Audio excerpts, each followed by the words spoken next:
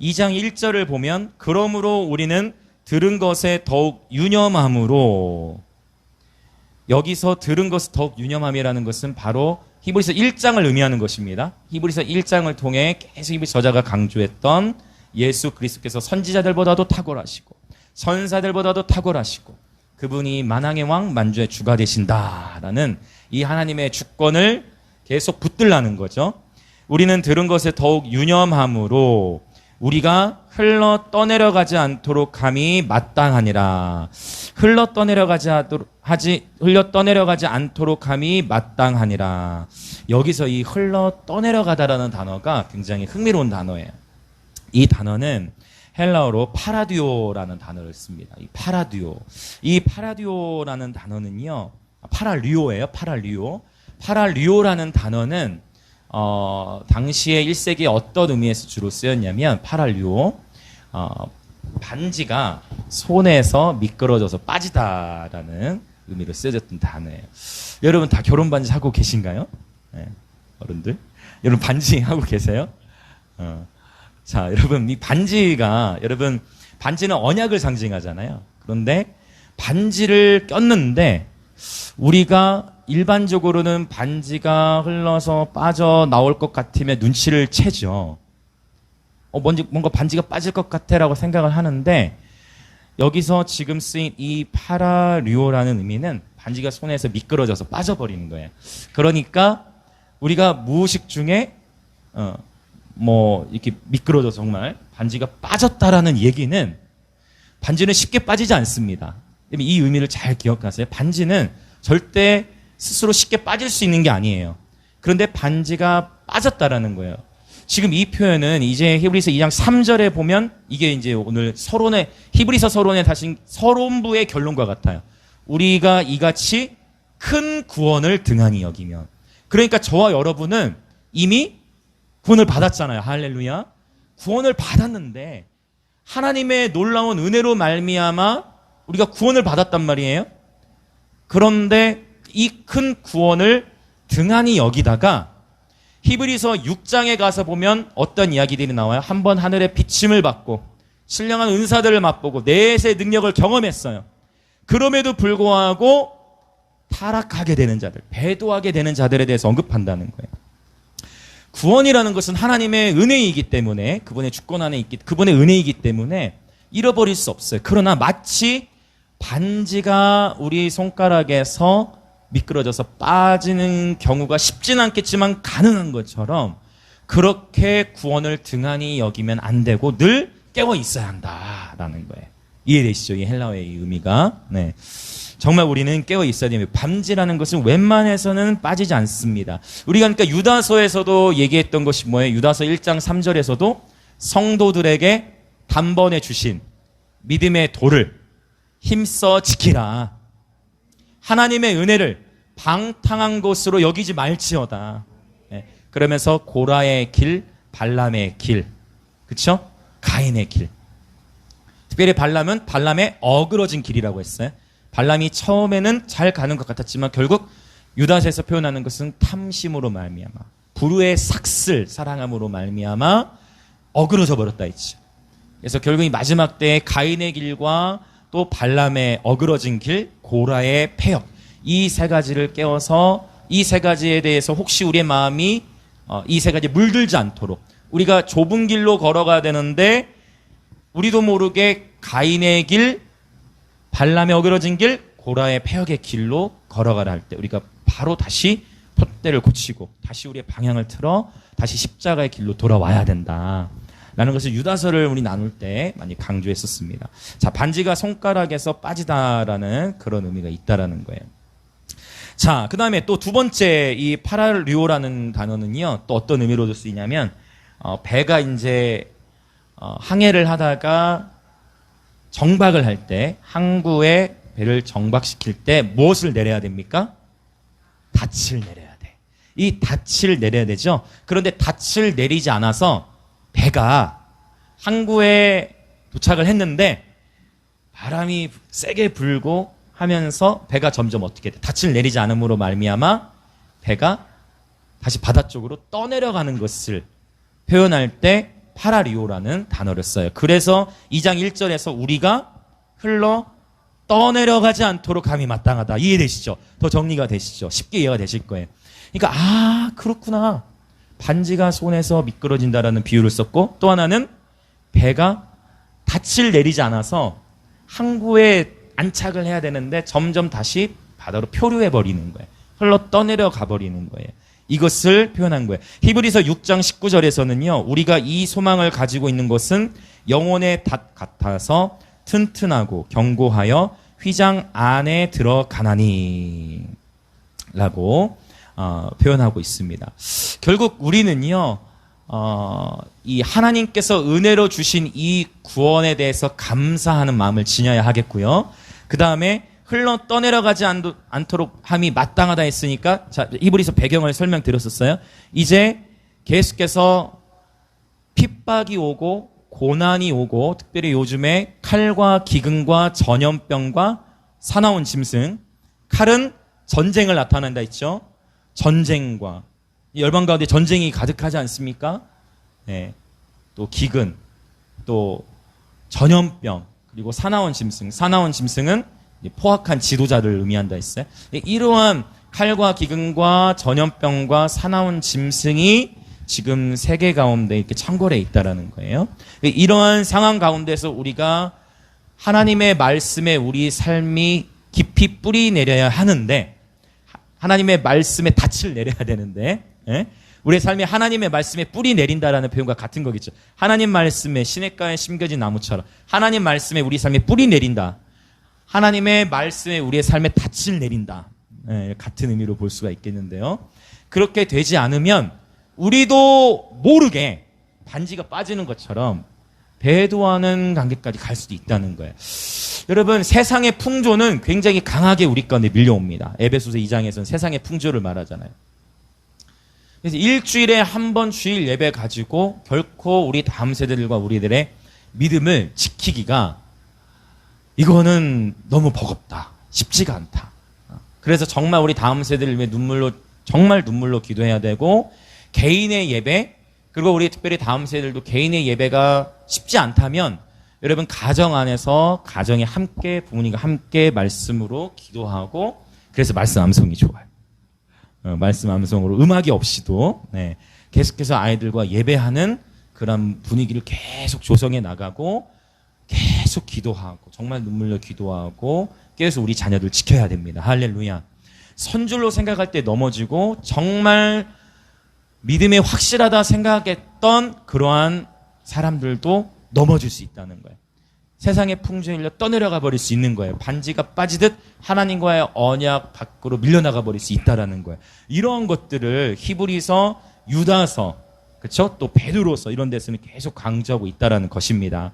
그래서 우리 깨어 있어야 되겠습니다. 하나님의 말씀에 깊이 뿌리 내립시다. 네, 그래서 오늘 이제 제가 주일학교 예배 아이들 이렇게 설교하면서 너무 아이들 자랑스러운 것 같아요. 성명의 성찬이부터 해서 우리 다 아이들 암송대 다 끝까지. 네. 사실 이제 이게 참 쉽지 않잖아요. 어른들도 암송하시는 분도 어떻습니까? 치열한 전쟁입니다. 암송이 결코 쉽지 않아요. 치열한 전쟁이에요. 저희도 집에서 이렇게 아이들 3명 이렇게 암송하면서 여러분 울어요, 울어. 힘들고 버거우니까 울어. 처음에는 습관이 완전히 잡히긴 울어. 왜? 쉽지 않아, 어려워, 힘들어, 귀찮아, 여러 가지 갈등과, 그쵸? 그 분위기를 이렇게 깨고 넘어가는데 시간이 필요해요. 할렐루야. 그 시간을 견뎌야 돼요. 예.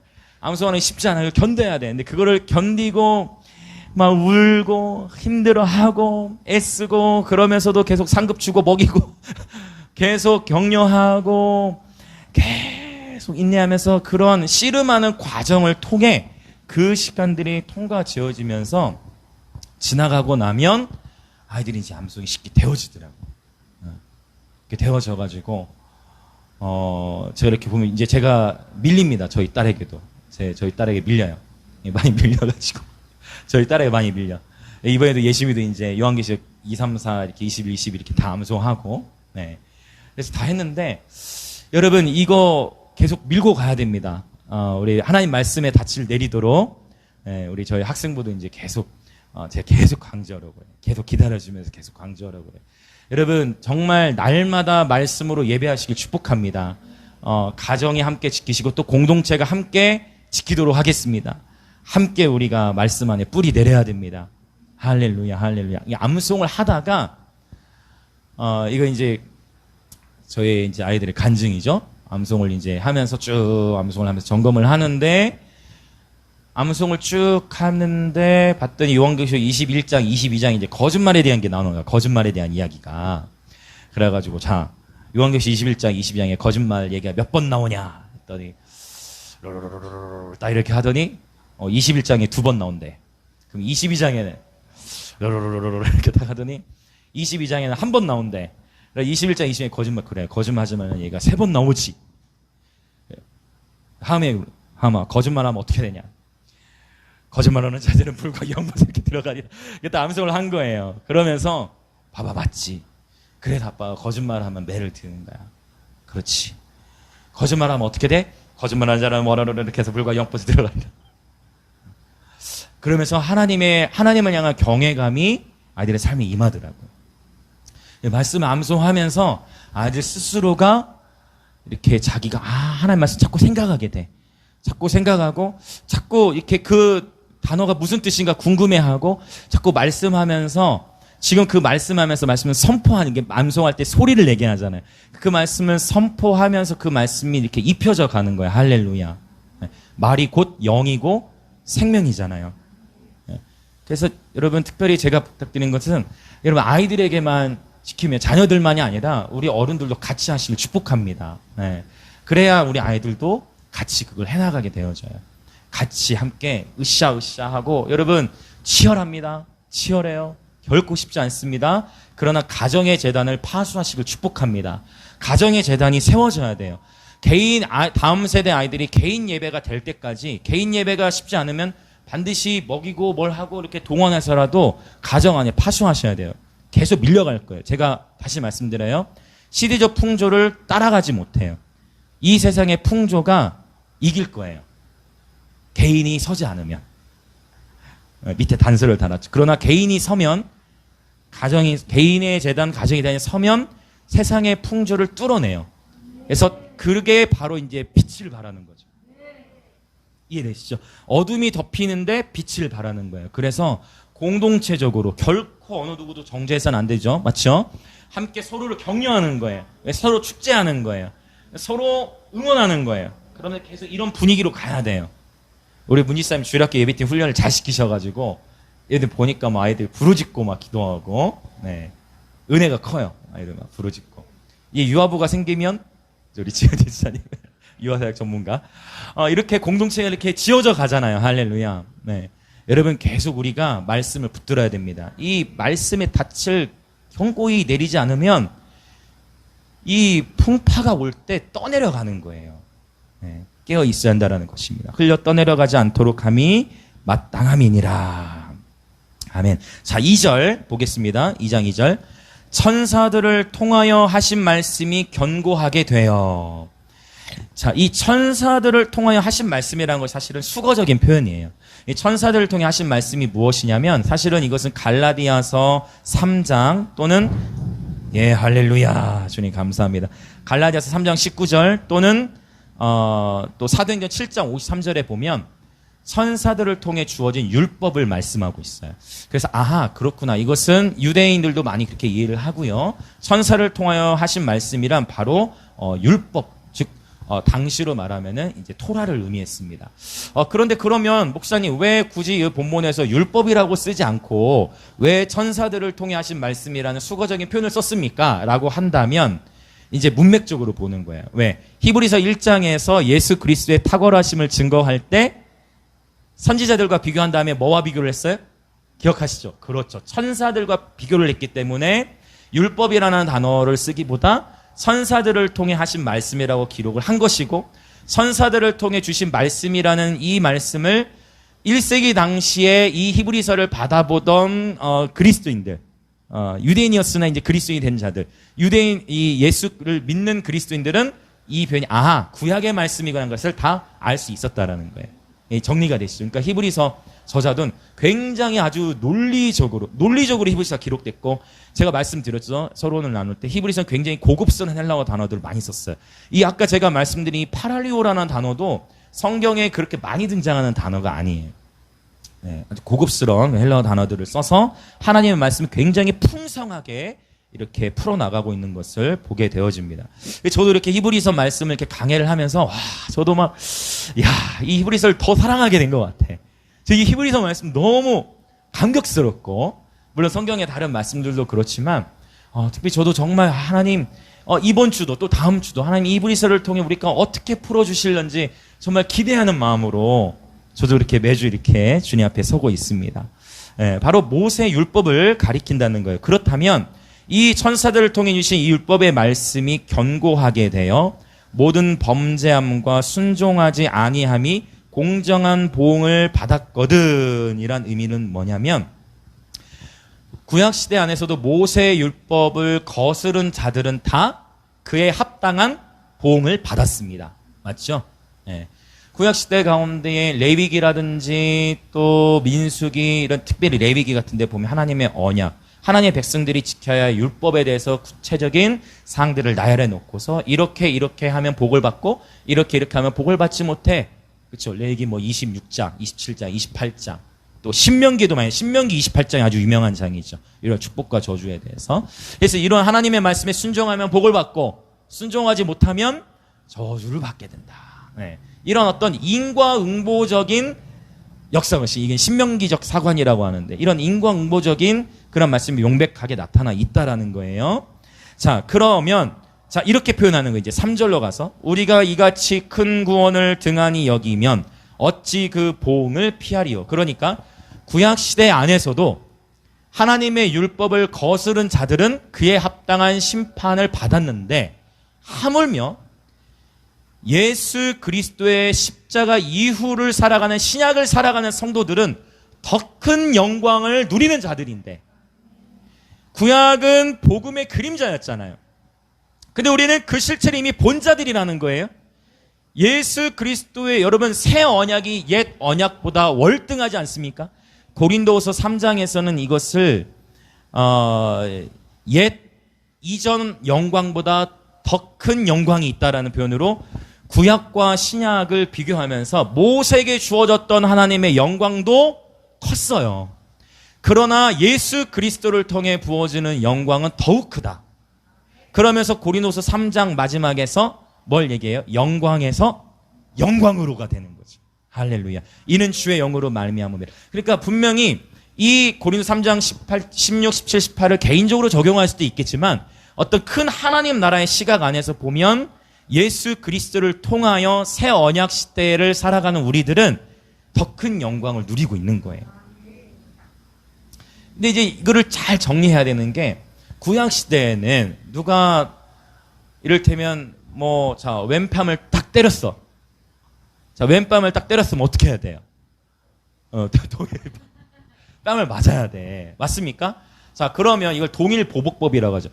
그러면 이제 만약에 내가 화가 나가지고 내 옆에 친구의 얼굴을 팍 쳤는데 이빨 하나 나가버렸어. 그 앞니가 나가버렸네. 그러면 내가 앞니가 나갔어. 그러면은 그거 재판해가지고 어떻게 해야 돼요? 동일하게 그 사람 앞니가 빠져야 돼. 근데 잘 들어보세요. 이 동일한 앞니 뺐으면 앞니가 빠져야 되는데 잘못 쳐가지고 어금니가 빠졌네. 그럼 어떻게 해야 되는 줄 알아요? 또 다시 또 이렇게 보복이 돼야 돼, 계속. 그러니까 그냥 또 여러분 다 성경에 있는 얘기죠. 만약에 남의 소를, 그러니까 몰래 한 것도 있고 일부러 한 것도 있고 고의로 범했든 아니면 모르고 했든 그에 합당한 처벌이 다 따랐다는 거예요. 그럼 목사님, 구약의 법이 더 엄중한 거 아니에요? 그렇지가 않아요. 왜냐하면 예수님의 말씀, 구약에서는 실제 드러나는 영역만 다뤘는데 신약에 가서 봤더니 내가 주먹을 친 거 아니야. 내가 저 사람 거 물건 내가 훔쳐오지 않았어. 그런데 내가 저 사람을 보고 미워했네. 세상의 다른 사람의 법정에서는 법적으로는 문제가 안 되는데 내가 저 사람을 미워했네. 그러면 예수님은 그 미움을 뭐라고 하셨어요? 예수님은 살인이라고 하시죠.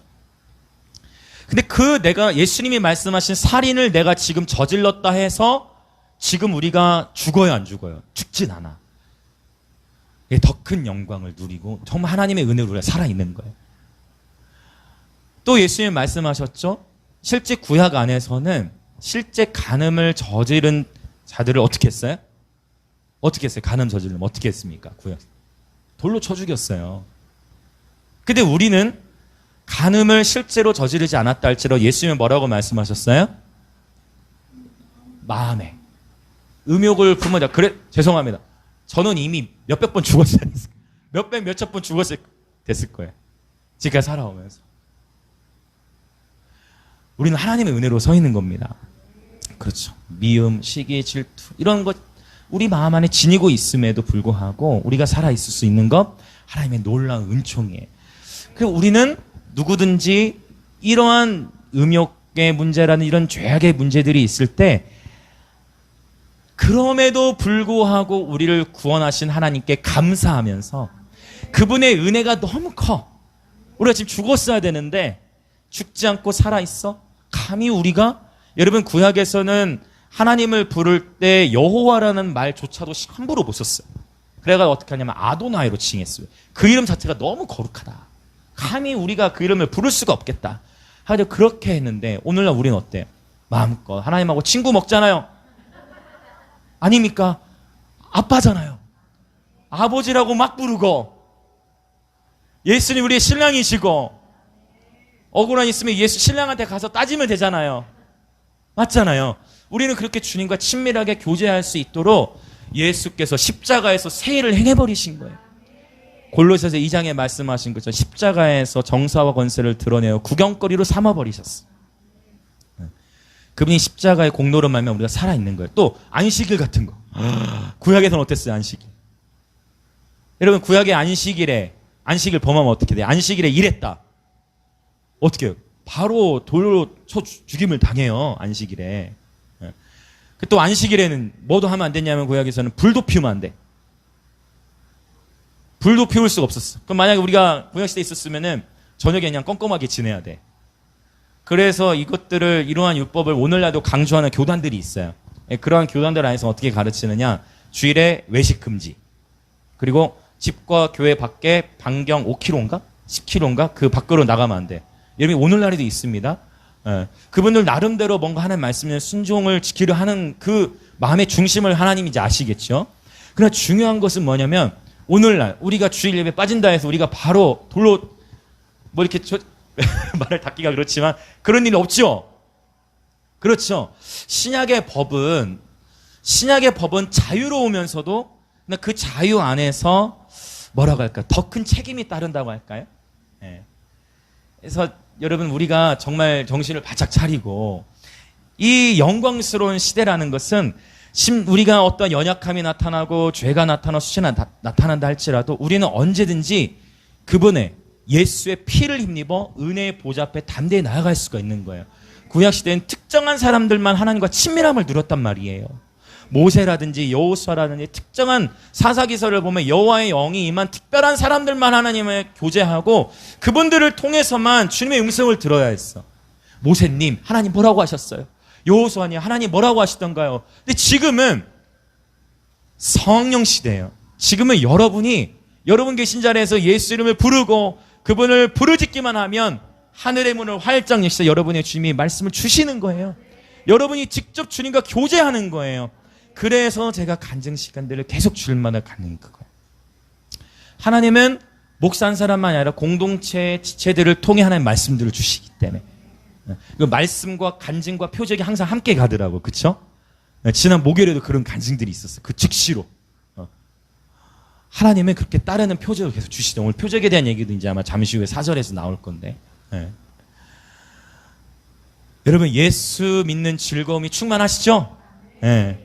지금 우리는 아주 스펙타클한 시대에 살고 있어요. 칼과 기근 전염병 사나운 짐승이 창궐한 시대 가운데에 여러분 개인의 하늘의 문이 열려 있으시길 축복합니다.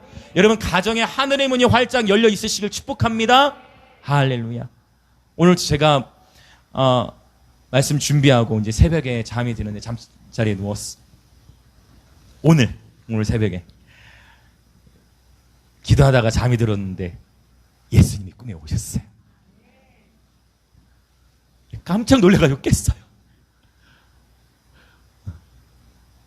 할렐루야.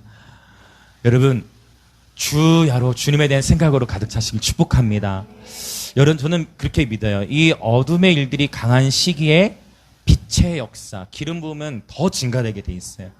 여러분, 여러분이 주의 이름을 부르실 때 여러분의 주님께 비범한 방문들이 있을 거예요. 그런 비범한 방문들이 지금 계속 있잖아요. 할렐루야. 여러분, 주님을 더 사모합시다. 아멘, 아멘, 할렐루야. 예기치 못할 때 주님이 오신다니까. 예기치 못할 때 주님이 정말 찾아오세요. 물론 보느냐 마느냐 그건 중요치 않아요. 오늘 그분의 말씀으로 동행하십시오. 오늘 그분과 친밀하게 동행하십시오. 오늘 말씀을 붙들고 그분과 함께 걸어가십시오.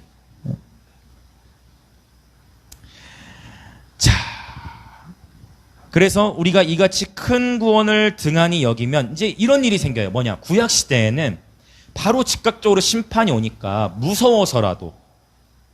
무서워서라도 함부로 도둑질 못해. 근데 은혜 시대는 이런 거야. 우리가 은혜로 구원을 받았고 내가 죄를 지었다 해서 즉각적인 심판이 없어. 그러다 보니까 우리 안에 있는 작은 죄들에 대해서 어떻게 하는 일이 생길까요? 용인해버려. 무슨 말 이해됐어요? 그게 이제 하나님이 은혜로 주신 그 큰 구원을 점점 등한히 여기게 되는 거야. 그래서 이 정도쯤이야. 왜? 난 이제 은혜로 구원을 받았어. 난 이미 구원을 받았으니까. 그렇죠? 나는 이미 구원을 받았으니 계속 반복되죠. 유다세대 언급했다. 난 이미 구원을 받았어. 그러다 보니까 그냥 뭐 예배 이렇게 주일에 한번 가면 되지. 난 구원 받은 자야 하고 내 삶 속에 어떤 하나님의 말씀과의 교제도 없고 여전히 그냥 죄 가운데 반복되는 중독적인 죄를 짓고 그럼에도 불구하고 어떤 처음에는 우리의 양심이 살아있어서 죄를 지으면 우리의 마음이 어때요? 양심이 거리끼게 돼 있어요. 할렐루야. 성령은 우리의 양심에 말씀하시는 분이에요. 우리가 어떤 죄 가운데 가면 성령께서 불편함을 주세요.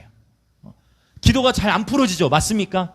양심이 거리끼고 뭔가 하나님이 우리께 말씀하실 때 어떤 회개될 영역이 있으면 그걸 처리를 해야 돼.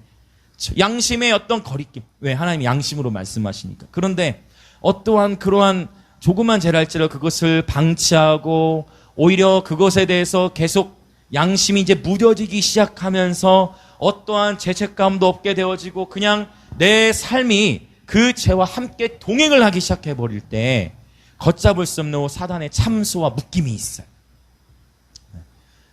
나는 구원받았기 때문에 나는 하나님 은혜로 구원을 받았다 하고 죄에 대해서 타협하기 시작할 때 어느 순간 반지가 빠져버리는 거야.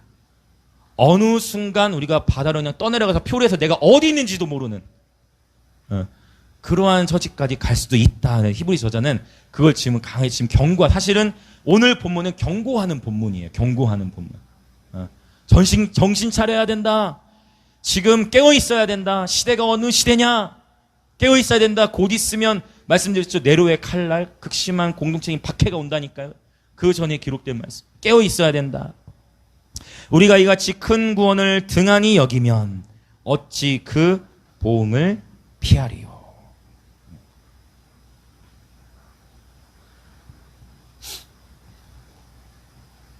이 등한히 하다라는 단어도 성경에 많이 나오는 단어가 아니에요.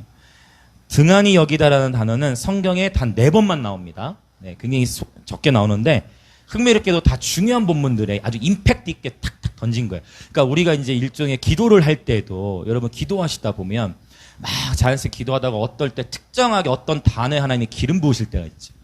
그냥 기도하다가 어떤 딱 단어를 딱 이렇게 풀어주실 때가 있어요. 그렇죠? 다 이해하실 거예요. 기도하다가 의도한 게 아니라 그냥 기도하다가 어떤 단어들을 딱 풀어주게 하실 때가 있어. 그럴 때 특별하게 하나님께 더 이렇게 뭡니까? 우리의 마음이 더 열리죠. 더 이렇게 집중되어지고 그러하듯이 히브리 저자도 지금 그렇게 기록하는데 이 등한히 하다라는 단어 이 단어를 좀 살펴보면은요.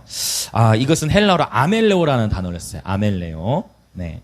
아멜레오라는 단어를 쓰는데 등한히 하다, 무시하다, 소홀히 하다 등의 그런 의미가 있어요.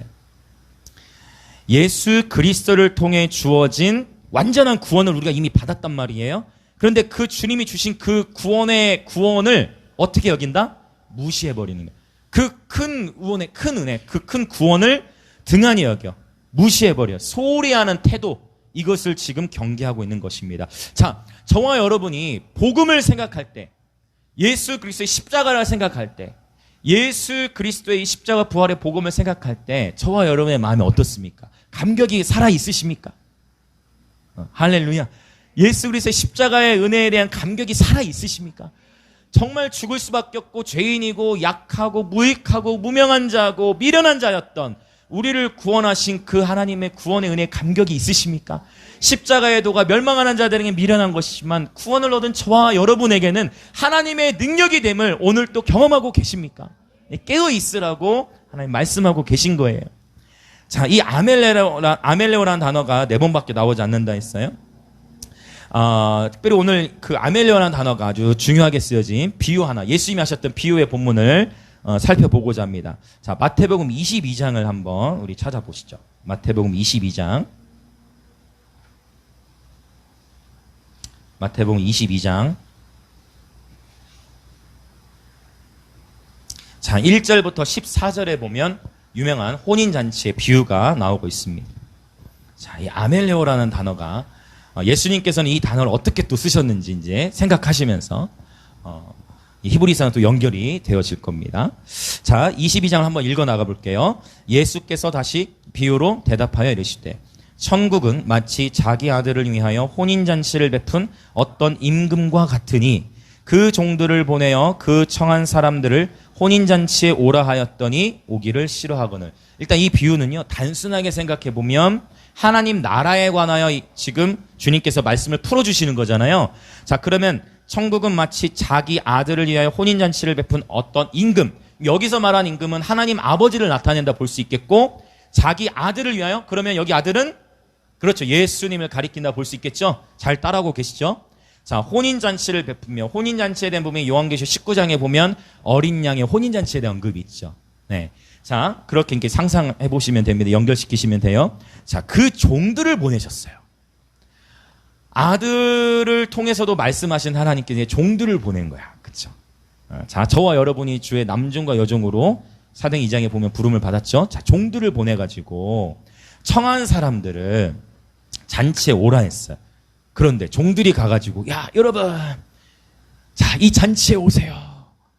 일찍 일어나면 예수께 나오세요. 잔치에 오세요. 천국문이 열렸습니다. 지금 은혜의 때입니다. 하고 종들이 전했는데 사람들이 어떻게 했어요? 3절 끝에 오기를 싫어했어. 잔치에 청했는데 오기를 싫어했네. 4절 다시 다른 종들을 보내요. 청한 사람들에게 이르기를 내가 오찬을 준비하되 나의 소와 살찐 짐승을 잡고 모든 것을 갖추었으니 혼인잔치에 오소서 하라 하였더니, 자, 5절 같이 읽어볼까요? 시작. 그들이 돌아보지도 않고 한 사람은 자기 밭으로 한 사람은 자기 사업하러 가고. 이게 참 이 5절 단어를 보면 여기에서 바로 제가 말씀드린 바로 그 아멜레오라는 단어가 쓰였어요. 신기하죠. 헬라어로는 동일한 단어인데 한국말로는 다르게 쓰였거든요. 그러면 5절에서 어떤 단어에 아멜레오가 쓰였겠어요? 돌아보지도 않고예요. 이게 추적이 되어지시죠. 돌아보지도 않다. 아까 전에 히브리서 2장에서 등한히 여기다라는 동일한 아멜레오라는 단어가 마태복음 22장 예수의 쓰신 비유 중에 나오는데 돌아보지도 않았다는 거예요. 여러분 이거를 잘 생각해 보세요. 우리가 복음을 전하는데 사람들이 오기를 싫어해. 봤더니 왜 싫어하냐면 5절에서는 그들이 돌아보지도 않아. 무시해. 그러면서 한 사람은 어디로? 자기 밭으로 가는 거예요. 또 한 사람은 자기 사업하러. 오늘날 이거 똑같아. 여러분 어떻습니까? 우리가 복음으로 아무리 초대를 해도 사람들의 관심은, 세상의 관심은 자기의 밭과 자기의 사업이에요. 이 바운드를 넘어가지 못해. 그렇죠? 이 영역 안에 있기 때문에 복음에 아무리 초청해, 지금 그 복음이 중요한 게 아니야. 세상의 사람의 입장에서. 지금 복음이 그게 뭐가 중요해? 지금 내 목구멍이 포도창이다. 내가 지금 살아야 된다. 지금 이 사업이 중요해. 내가 그거에 관심을 두지 않아. 예수에게 관심을 두지 않는 시대. 자, 그래서 뿐만 아니라 자기 밭으로 한 사람을 자기 사업을 하고, 심지어 6절은 심각해. 6절도 읽어봅시다. 시작. 그 남은 자들은 종들을 잡아 모욕하고 죽이니. 모욕할 뿐만 아니라 어떻게 해요? 죽여요. 여러분 복음을 전하다가 핍박 받아본 적 있으시죠? 복음 전하다가 여러분 욕 들으신 적 있으십니까? 할렐루야, 하늘의 상급이 큽니다. 우리가 거리로 나가서 예배다 쫓겨나면 저는 그게 하늘의 상급이라고 생각해요. 그런 거 막 알릴 필요도 없어. 원래. 왜? 하늘의 상급을 더 받아야 되니까. 복음을 전하다가 여러분 핍박을 받는 거, 심지어 죽임을 당했다. 그러면 죽었다는 얘기는 뭐예요? 순교를 말하는 거예요. 오늘날에 전 세계적으로 순교가 있습니까? 많습니다, 여러분. 아프리카뿐만 아니라 북한, 여러분 아프가니스탄에도 그런 일들이 계속 일어나요. 순교가 많이 일어나고 있습니다. 요한계시록에 표현하면 그 순교자들의 피가 하나님 앞에 지금 계속 신원하잖아요. 주여 어느 때에 이 땅에 온전한 주님 심판을 행하실 겁니까? 주님은 뭐라고 표현하셨어요? 순교자의 피가 더 차야 되는 거죠. 하나님의 큰 그림 안에서 보면 종들이 복음을 담대히 전하는데 모욕당하고 죽임을 당하는, 그래서 여러분 저 여러분을 축복합니다. 우리 이제 또 다시 나가잖아요. 이 타이밍이 기가 막혀. 이번 주에 또 나갈 건데, 그쵸? 여러분이 거리에 나가서 마스크도 전해주면서 복음 전하다가 그 사람이 욕을 하잖아요. 밝게 웃어주십시오, 여러분. 여러분 오히려 더 축복하고 보내십시오. 괜찮아요. 여러분 상처받지 마시고 축복합니다. 여러분 복음을 전하다가 그 사람이 나에게 모욕을 할 때 여러분 상처받지 마시고, 아직 그분은 모르는 거예요. 여러분 오히려 웃으면서 축복하고 보내십시오. 그러면 그 사람 우리 미쳤다고 생각할 거예요. 그러면 성공이에요. 여러분의 마음을 지킵시오. 제가 보니까 복음을 전하게, 제가 이제 10년째 계속 거리 나가서 외치고 다양한 사람들 만나니까 이제 각양각색의 종교인들 만나면 그 사람에 맞게 이슬람이 이슬람교, 뭐 불교면 불교, 무교면 무교, 다양하게 대화를 이렇게 다양하게 시도를 하는데, 가만히 보면 복음을 전하는 게 그 도시의 영혼들을 위해서이기도 하지만 1차적으로는 내 영혼을 위해서예요. 1차적으로 우리의 마음이 복음을 전하고 외칠 때 우리의 마음이 더 겸손해지더라고요. 우리가 이렇게 믿는 자들의 무리 안에서만 주로 생활을 하다 보면 우리도 모르게 너무 이렇게 마음이 이렇게 높아져요. 그리고 믿는 자들, 이게 목사가 되면 바운드리가 더 좁아지잖아요. 믿는 자들끼리만의 소통을 하게 되면 시야가, 물론 이걸 잘 분별하셔야 돼요. 믿음이라는 거 절대 타협할 수 없고 믿는 공동체가 너무 소중합니다. 그러나 또한 세상 가운데 나아가서 믿지 않는 자들에게 여러분의 일터 안에서, 여러분의 관계 안에서 복음을 선포하시길 축복합니다. 오늘 주일학과를 정말 진지하게, 애들 제가 다 봤어요. 아이들 다 기도하네. 정말 눈썹 이렇게 하면서 오늘 부활에 대한 얘기하면서 기도해. 너무 아름답, 그 모습 너무 아름답더라고. 여러분 하나님은 한 사람을 찾으시는 거예요. 오늘 이 자리에 얼마나 많은, 그게 중요한 게 아니고 한 사람을 찾으시는 거예요. 한 사람의 주의 마음에 합했던 다니엘, 한 사람의 에스더가, 한 사람의 다윗이, 한 사람의 바울이 하나님의 일들 감당해내는 거예요. 여러분 정말 이 영혼 전도, 여러분 우리가 하나님의 구원의 간격을 누리는 자들로서 전하지 않고는 견딜 수 없을 정도로, 할렐루야, 그러한 복음의 담대함을 가지고 나아가셨으면 좋겠습니다. 담대히 전합시다. 전하다가 오히려 기뻐하셔야 돼요. 여러분을 향해 모욕하는 사람이 있다. 연습하세요. 여러분 향해 복음 전하고 있는데 나 막 위아래로 훑어보고 막 욕하고 하는 사람이 있다. 그 사람을 더 축복하시길 원합니다. 예배드리다가 공무원이 방문해도, 목요일 날도 공무원 5분이 왔다고 했죠? 5명이 왔어. 5명이. 2명 먼저 왔다가, 그 다음에 또 2명 왔다가, 그 다음에 또 1명 왔다가 3차례로 왔는데 여러분 저 최대한 친절하게 해드렸어요. 최대한 친절하게. 아이고 뭐 드릴 것도 없다고 하면서. 그러나 그분들도 존중해 주시더라고. 그러고 이렇게 갔는데, 여러분 이제 갈수록 예배 드리는 게 참, 우리가 언제 이런 시대를 상상해 봤습니까? 한국에서. 여러분 할 수만 있으면 믿지 아니하는 자들에게도 친절히 대하시길 축복합니다. 네, 그러면서 복음의 길이 막히지 않도록, 그러나 또한 담대히 전해야 될 때는 담대히 전하시길 축복해요. 그렇게 할 때 우리가 일단 광야에서 외치면 하나님의 언약의 일들은 진행이 되는 거예요. 우리는 일단 단순하게 순종해서 외치면 그분의 나라는 세워져 가는 것입니다. 자, 이제 계속 이 비유 좀 더 봅시다. 자, 돌아보지도 않고 한 사람 자기 밭, 자기 사업, 세상은 자기 밭과 자기 사업에만 관심이 많아요. 오히려 하나님이 종들을 잡아 모욕하고 죽여요. 순교하는 일들이 일어나요. 그러니까 이제 비로소 항상 순교가 하나님의 때를 도래하게 해요. 하나님의 큰 관점에서 보면. 자, 죽임을 당했죠. 그러니까 이제 뭐 해요? 그냥 사람들이 자기 밭으로 가고 자기 사업으로 갈 때까지는 아직은 아니야. 그렇죠? 근데 모욕하고 죽임을 당하니까 하나님의 때가 도래. 임금이 드디어 노해버리는 거예요. 왕이 하나님께서 노하셔서 그분의 군대를 보내요. 그분의 군대를 보내셔서 그 살인한 자들을 진멸하고 그 동네를 하나님께서 그분의 공의대로 심판하시는 거예요. 자, 이에 종들에게 이르되 혼인잔치는 준비되었으나 청한 사람들은 합당하지 아니하니. 이미 하나님의 때, 이미 놀라운 그 하나님 나라의 그 세워짐은 준비되어져 있는데 청한 사람들이 합당하지 않다는 거예요. 그래서 이제 어디로 가요? 9절에. 어디로 가라? 내 거리? 길로 가라. 거리로 나가는 거예요. 그래서 거리로 나가는 거예요. 왜? 야, 자기 밭과 자기 사회에 관심 많은 사람들은 복음에 관심이 있다 없다. 그럼에도 관심 있는 사람이 있을 수 있겠지. 그러나 자신의 돈과 명예와 이게 전부 다 보니까 가려져 있어서 복음이 들어가지 못해. 어둠의 영이 가려버리는 거야. 고린도 4장 4절에 있는 것처럼. 그럼에도 불구하고 깨어날 자들은 분명히 있어요. 그래서 우리가 빈불을 막론하고 우리는 듣든지 아니 듣든지 모든 사람을 향해 복음을 선포할 준비를 해야 돼. 부유한 자가 있거나 권위 있는 자, 높은 위치 있는 자가 있다? 그러면 그에 맞게 말할 것을 준비하고, 가난하고 헐벗고 굶주린 자가 있으면 그들과 같이 되어져서 함께 그들에게 복음을 전할 수 있는, 할렐루야. 강한 자에겐 강하게, 약한 자에겐 약하게 때에 맞게 복음을 전한 저 여러분 되기를 원합니다.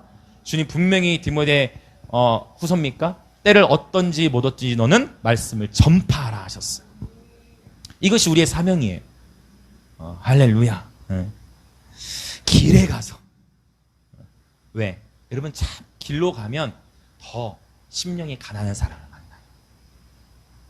길로 가면 더 심령이 가난한 사람들 만나. 거리에서, 그렇죠? 우울함에 빠져있고 상처받아서 산책받으러 나왔다고 회복되는 걸 여러분 우리 많이 경험하잖아요. 거리로 나아가는, 거리로 나아가서 사람을 어떻게 하는 대로, 만나는 대로. 혼인잔치에 청하여 오라 한데 종들이 길에 나가면 다양한 사람들이 있습니다. 악한 자도 있고 선한 자도 있고, 악한 자나 선한 자나 만나는 대로 모두 데려오니 혼인잔치에 손님들이 가득한지라. 교회는 우리 스스로가 사람을 차별하면 절대 안 돼요. 어떠한 경우에도 교회는 사람을 차별하면 안 됩니다. 강한 자 앞에서는 막 굽신거리고 약한 자 앞에 무시하고 하는 그거 제일 싫어하시는 거예요. 좀 뭔가 권위 있고 뭔가 높은 지위 있는 사람한테는 막 하고, 약한 자 앞에서는 함부로 대하고 함부로 말하고, 여러분 그 하나님이 정말 싫어하시는 거예요. 하나님은 오히려 그분의 마음은 고아와 과부와 약한 자들에게 있는 것을 보게 되어지. 할렐루야. 여러분 거리로 나가보십시오. 나가보십시오. 마음에 가난하고 깨어있는 자들이 널렸습니다. 이들이 오는데 그 중에서는 근데 또 뭐예요? 악한 자들도 있다는 거야. 그렇죠? 악한 자들도 있다는 거예요. 악용하는 자들도 있다는 거예요. 가장 널리 있어. 선한 자도 있고 악한 자도 있어. 그런데 그것은 우리의 알 바가 아니에요. 우리가 할 일은 뭐냐면 잔치에 청하는 거예요. 그러면 자, 여러분 이 비유가 너무 기가 막혀. 11절부터 13절을 봅시다. 또 읽어볼까요? 자, 임금이 손님들을 보러 들어올세 거기서 예복을 입지 않은 한 사람을 보고 이르되 친구여 어찌하여 예복을 입지 않고 여기 들어왔느냐 하니 그가 아무 말도 못하거늘 임금이 사환들에게 말하되 그 손발을 묶어 바깥 어두운 데 내던지라. 거기서 슬피 울며 이를 갈게 되리라 하니라. 거리에서 외치고 이제 청하잖아요. 그러면 알곡과 쭉정이는 우리가 분별하려 하면 안 돼. 이게 절대 중요해. 가라지를 뽑으려다가 뭐가 돼요? 알곡과 같이 다친다 했어요. 절대 우리는 교회라는 공동체는 함께 서로 사랑하고 격려하고 말씀과 기도와 찬양으로 서로 믿음을 격려하는 공동체. 그러면 이 일들, 분별하는 일을 누가 하신다? 임금이 하시는 거예요. 왕이 하시는 거예요. 왕이. 그래서 모든 판단과 심판은 오직 누구에게? 하나님께만 있다. 우리들에게는 서로를 향해 뭐하고? 격려하고. 결코 여러분 우리 지체들 안에 어떤 일들이 있을 때 정죄하는 것은 하나님의 마음이 아니에요. 당신은 이렇게 하지 않아서 이렇게 했다. No. 하나님에게만, 여러분 그런 영역 하나님께만 있는 영역이에요. 우리가 할 일은 격려하고 함께 서고 함께 중보하고 함께 믿음의 싸움을 싸워 나가는 것입니다. 판단과 심판은 오직 하나님의 영역이라는 거예요. 이 비유를 통해서 정확하게 나타나요. 할렐루야. 자, 이제 14절 한번 읽어봅시다. 22장 14절 시작. 청함을 받은 자는 많되 택함을 입은 자는 적으니라. 여기서 이 청함이라는 단어는 헬라어로 클레토스라는 단어를 쓰는데, 클레토스는 뭐냐면은 그냥 콜링이에요. 영어로 하면 부르심이라는 거죠. 그러니까 하나님께서 많이 부르시는 거예요. 부르심을 받은 자가 많다는 거예요. 부름을 받은 자는 많은데 택함을 입은 자, 여기 택함이라는 거는, 자, 청함이 클레토스라고 했어요. 택함이라는 거는 에클레토스예요. 에크라는 단어가 붙어. 에크는 뭐냐면 이게 전치사인데 밖에서 불러 모으는 거야. 부르심을 받은 자는 많은데 그 부름 받은 사람, 초대받은 사람들이 다 응해 안 응해? 다 안 응해. 근데 이 청함을 받은, 이 택함을 입은 자들이 있다는 거야. 밖에서부터 불러 모으진. 자, 이것을 하나님의 관점에서는 선택된 사람들이에요. 우리 입장에서는 믿음으로 반응한 사람들이고, 이게 이해되세요? 이게 칼빈과 알미니안의 딱 중간이야. 그래서 전도할 때는 누구든지, 하나님 말씀 이 두 가지가 다 기록되어 있잖아요. 제가 이거를 전도하면서 깨달은 거예요. 전도할 때에는 누구든지 예수를 믿으면 구원을 받습니다. 그래가지고 그 메시지에 반응해서 에클레토스, 밖에서부터 왔어. 하나님께서 당신을 향해 창세전부터 구원을 예정하셨습니다. 이렇게 되는 거예요. 하나님의 관점에서는 예정, 우리 입장에서는 믿음으로 반응하는 거. 할렐루야. 요게 장로교와 순복음의 신학의 이게 그 중간인 것 같아요. 요게 지혜인 것 같아요. 여러분 진짜 그래요. 청함을 받은 자는 많되 택함을 입은 자는 적습니다. 자, 이제 다시 히브리서로 돌아가기 전에 22장 5절에서 바로 이 아멜레오라는 단어를 썼다는 거예요. 돌아보지도 않는다는 거예요. 그러니까 어쩌면 이 단어는 세상 사람들에게나 쓰여지는 그러한 의미가 돼야 되는데, 저와 여러분이 하나님의 은혜로 구원을 받았는데 이 매너리즘 경계해야 돼. 특별히 오늘 매너리즘에 빠져. 그것이 이 매너리즘에 빠지게 하는 것들이 여러 가지가 있을 수 있어요. 어떨 때는 여러분 육신적인 피로가 크면 이 매너리즘에 올 수도 있어. 또 반복되는 루틴 안에서 우리가 방심할 때 그냥 매너리즘을 쭉 들어가 버릴 수도 있고, 또는 예기치 못한 어떤 슬럼프라고 할 수 있죠. 어떤 큰 일들을 겪거나 큰 아픔이나 슬픔의 일들을 겪거나 관계가 깨어졌거나 했을 때 우리가 놓치는 부분들이 생길 수가 있어요. 여러분, 우리는 절대 깨어 있어야 됩니다. 오늘 이 시간을 통해 다시 한번 저와 여러분의 마음을 점검해 보는 거예요. 구원이라는 것은 여러분 각 개인이 하나님 앞에 서는 것입니다. 그렇죠?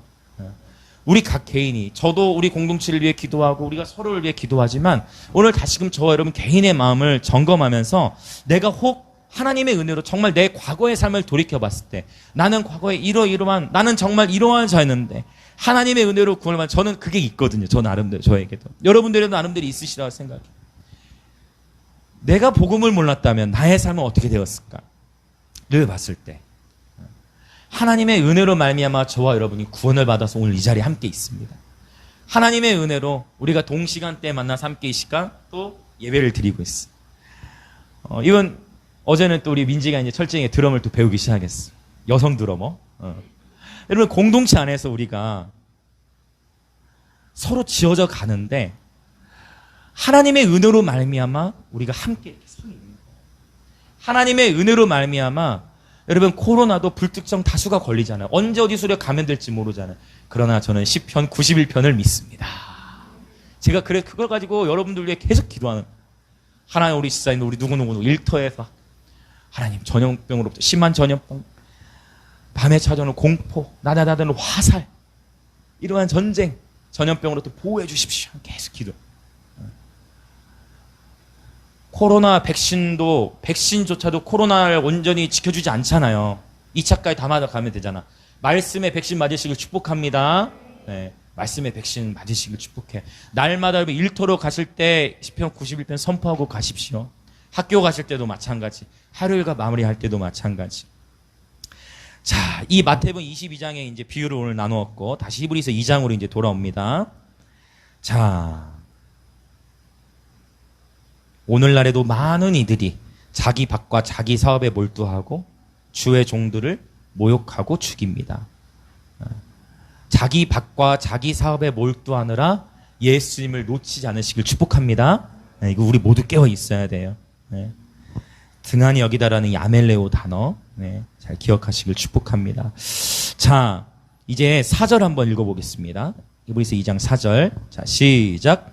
하나님도 표적들과 기사들과 여러 가지 능력과 및 자기의 뜻을 따라 성령이 나누어 주신 것으로서 그들과 함께 증언하셨느니라. 아멘. 아멘입니다. 표적이 먼저 나오죠. 하나님도 표적들과 기사들. 여기 표적이라는 단어는요, 세메이온이라는 단어를 써요.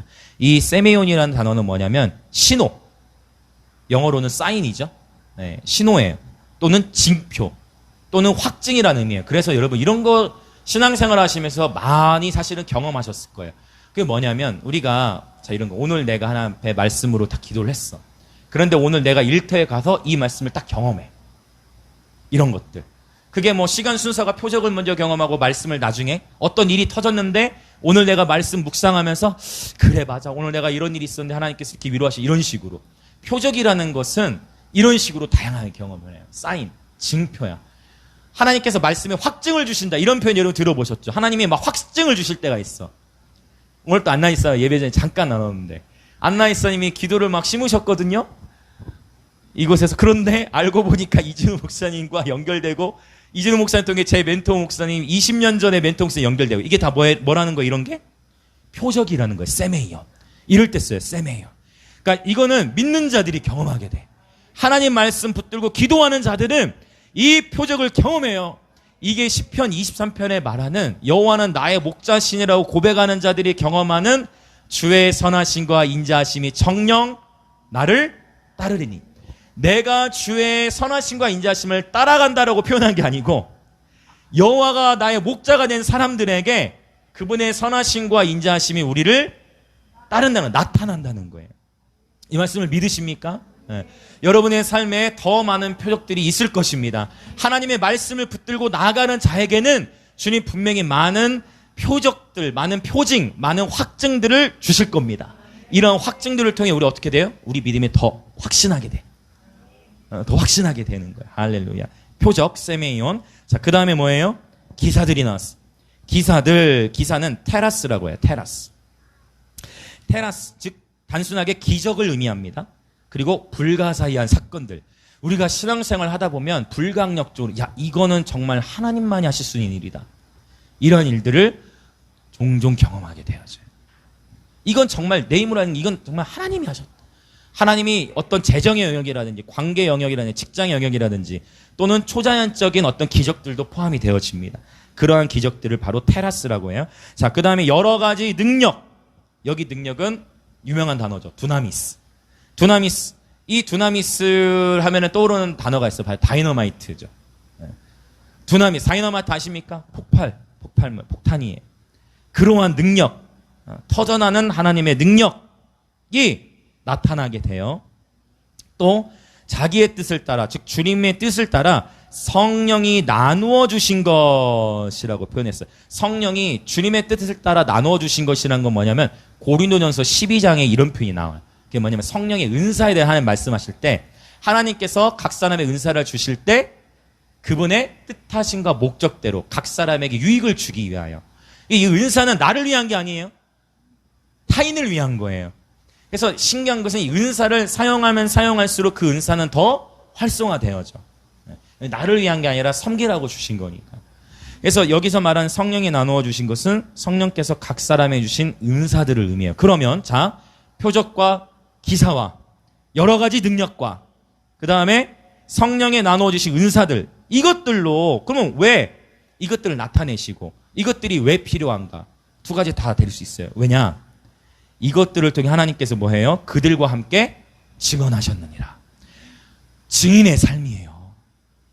하나님께서 저와 여러분을 복음을 등한히 하지 않는 증인의 삶으로 부르신 거예요. 이 증인이 하나님의 복음을 담대히 전해야 되는데 하나님의 복음을 담대히 전하는 증인의 삶을 살 때 하나님 어떻게 하시느냐? 우리의 삶에 표적이 나타나게 하신다는 거예요. 기사들이 나타나요. 여러 가지 능력이 나타나요. 각 사람이 주신 성령에 나누신 은사들이 나타나서 함께 증언케 하시는 거예요. 할렐루야. 이 말씀 믿으십니까? 이 말씀 하나님 행하실 건데 요한계시록 11장에 보면 이제 누가 나와요? 요한계시록 10장에서 두루마리를 먹는 사건이 나와. 요한계시록 10장에 보면 천사로부터 요한이 그 두루마리, 하나님의 그 말씀 두루마리를 먹어요. 입에는 달아. 근데 배에는 써.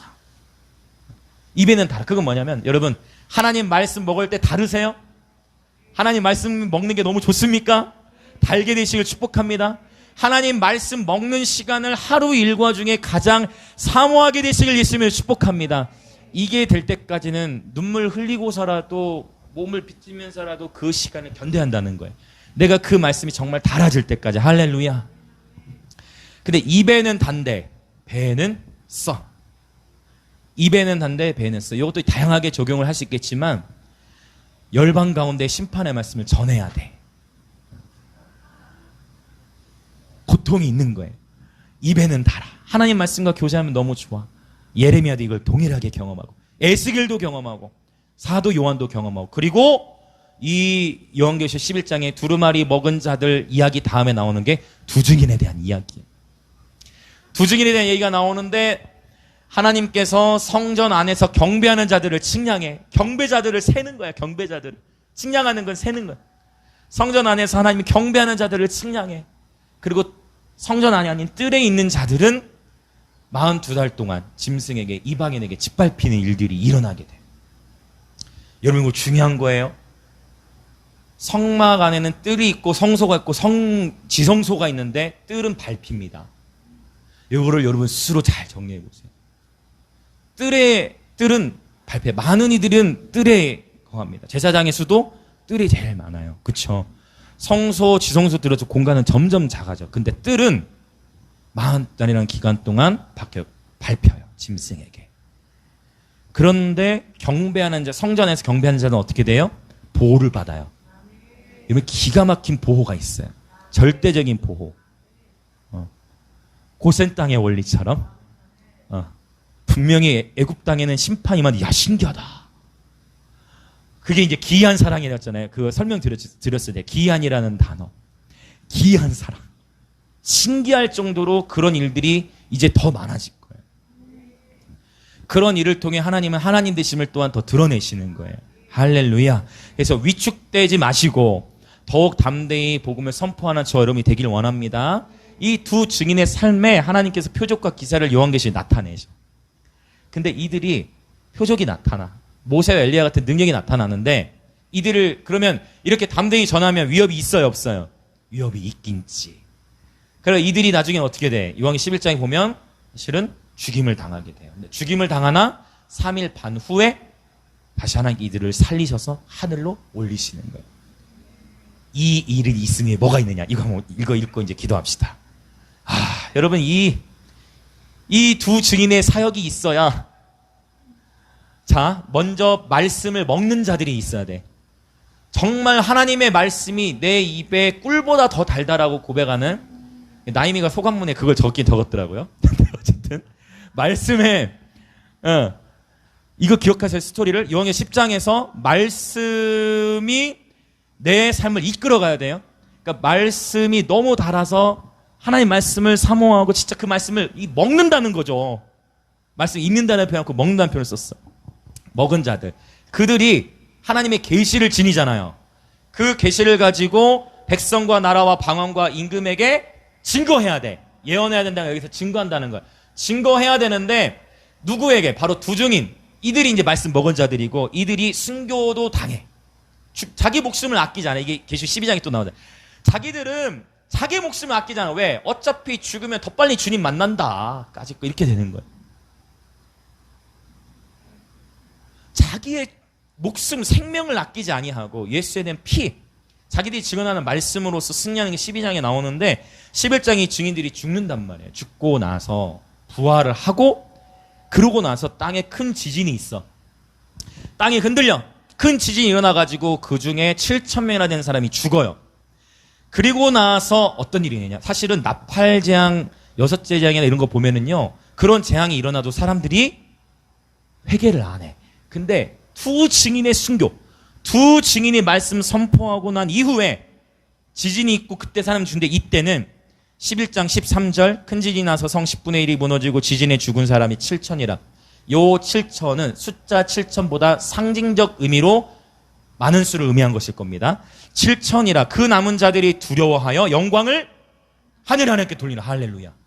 영광을 하나님께 돌리는 자들이 나타나. 여기서 두 증인의 사역이 그래서 중요해. 이거예요. 그러니까 이런 거예요. 코로나가 있어, 두려워해. 근데 세상 사람들은 이게 하나님의 심판인 걸 알아요, 몰라? 몰라요. 그래서 우리가 전해야 돼. 전하는 자가 있어야 깨달아요. 듣든지 안 듣든지 전하면 그 중에 깨어날 자들이 있다는 거야. 그렇죠. 어떤 이들은 지진에 죽잖아요. 어떤 이들은 죽임을 당해. 어떤 이들은 전염병이나 칼이나 기근에 의해 안타깝게도 생을 마감해. 어떤 이들은 하나님을 찾는다는 거죠. 이러한 일들이 있으면서 15절 읽고 이제 우리 기도합시다. 15절.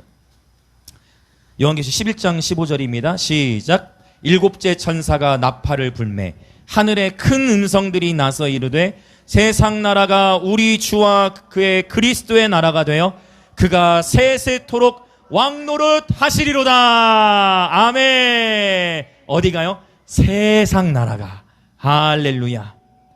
이 일은 반드시 일어날 것입니다. 그러니까 지금 여러분 두려워할 게 없는 게, 그래서 말씀을 많이 드셔야 돼요. 왜냐하면 지금 하나님의 언약이 성취되어 가고 있는 거예요. 너무 스펙타클한 시대 가운데 살고 있는 거예요. 지금 하나님의 언약을 붙잡으십시오. 여러분 놀라운 언약을 보는 시대로 들어온 거예요. 이미 칼과 기근과 이 전염병과 사나운 짐승의 시대. 이제 저와 여러분이 뭐예요? 그러면 일단 다시 마음을 지켜. 뭐예요? 다시 기초부터 구원을 내가 등한히 여기진 않았는지, 하나님의 은혜로 나를 구원해 주셨어. 내가 그 구원을 등한히 여기지 않았는지 오늘 다시 점검하는 거예요. 그리고 이제 한 걸음 더 나아가요. 뭐예요? 히브리서 2장 4절에서 말했던 이제 표적과 기사와 여러 가지 능력과 성령이 나눠주게 하신 곳으로 우리로 하여금 증거케 하실 거예요.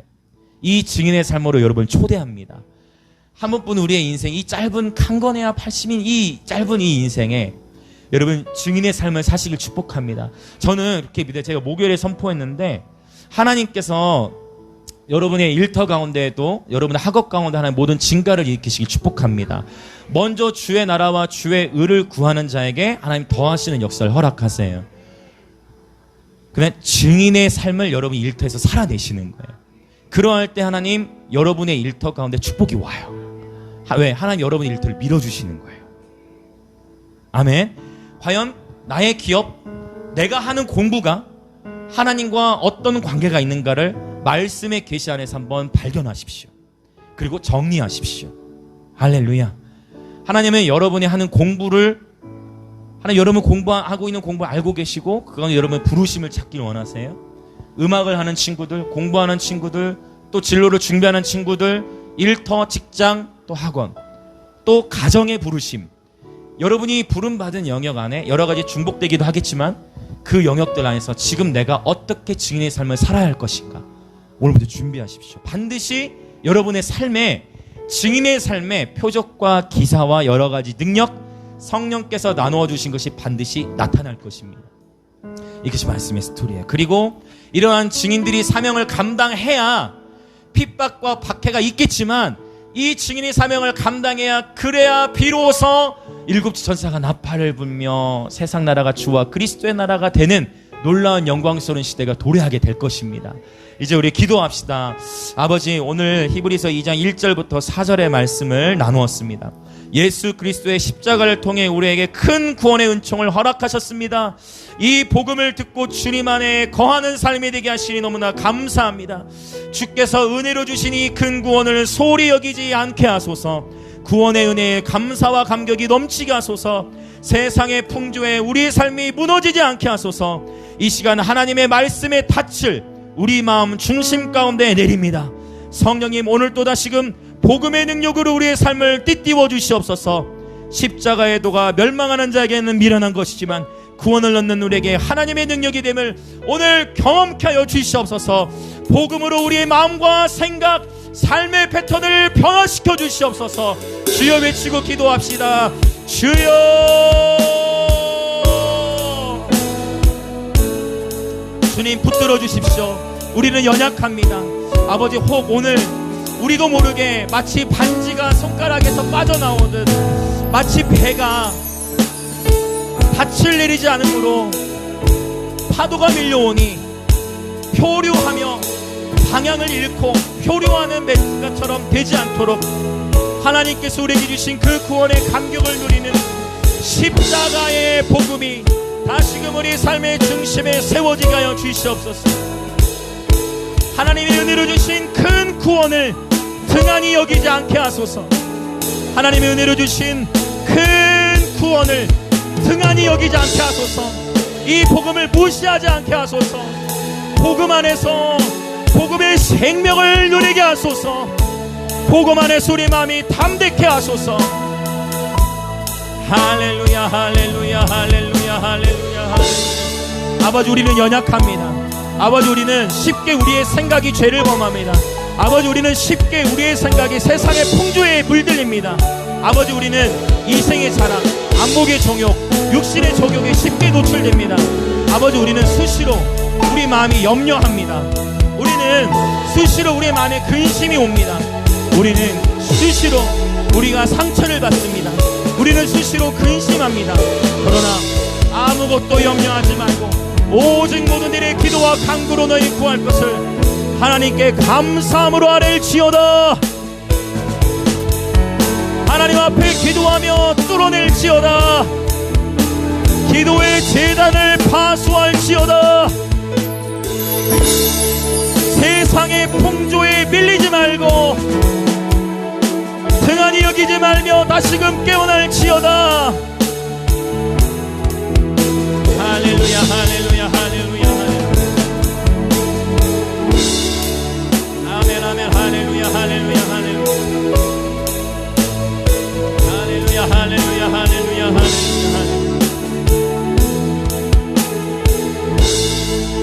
한 번 더 우리 더 동성으로 기도하기 원합니다. 한 번뿐인 인생 복음의 빚진 자로서 증인의 삶을 살게 하옵소서. 우리의 모든 생명의 주권은 오직 주님께 있음을 우리는 잘 알고 있습니다. 주님의 재림의 때가 다가오고 있는 이 시간들 속에서 주님이 부르신 증인의 삶을 살게 하여 주옵소서. 그러할 때에 표적들과 기사들과 여러가지 능력과 성령이 나누어 주신 것으로서 함께 증언케 하시며 주님의 재림의 때를 도래케 할 주님, 하나님과 함께 동역하는 증인들이 일어날지어다. 하나님과 함께 동역하는 일터가 일어날지어다. 하나님과 함께 동역하는 학교들이 일어날지어다. 하나님과 함께 동역하는 학원들이 일어날지어다. 하나님과 함께 동역하는 삶이 되어질지어다. 주여 외치며 기도합시다. 주여. 아버지, 우리를 증인으로 부르셨습니다. 광야에서 외치는 자들은 때로는 외롭고 때로는 고독합니다. 때로는 외롭고 때로는 고독합니다. 주님, 우리 안에 많은 고민과 번민과 고뇌와 아픔과 상처들이 있지만 아버지, 그 모든 우리의 마음을 아시지요. 아버지, 우리의 연약함을 아시지요. 아버지, 우리들의 개인의 아픔들을 아시지요. 아버지, 우리가 주님의 싸움을 싸우겠습니다. 우리가 주님의 싸움을 싸울 테니 주님은 우리의 모든 전쟁을 싸워주십시오. 우리가 주님의 싸움을 싸울 테니 주님은 우리의 싸움을 싸워주십시오. 우리가 주님의 싸움을 싸울 테니 주님은 우리의 싸움을 싸워주십시오. 아버지, 먼저 주의 나라와 주의 의를 구하는 증인의 삶으로 일어나기 원합니다. 죄 가운데 죽을 수밖에 없었던, 진노 가운데에 죽을 수밖에 없었던 우리를 긍휼히 풍성하신 하나님, 긍휼히 풍성하신 하나님이 그 크신 사랑을 인하여 우리를 구원해 주셨습니다. 우리가 아직 죄인 되었을 때에 그리스도께서 우리를 위하여 죽으심으로 하나님께서 우리에 대한 자기의 사랑을 확증해 주셨습니다. 우리가 죄인 되었을 때에 주님이 우리를 사랑하셔서 우리가 큰 구원을 받았습니다. 아버지, 우리 또한 나의 밭과 나의 사업의 무게로 인하여 주님이 주신 큰 구원의 감격을 잃어버리지 않게 하소서.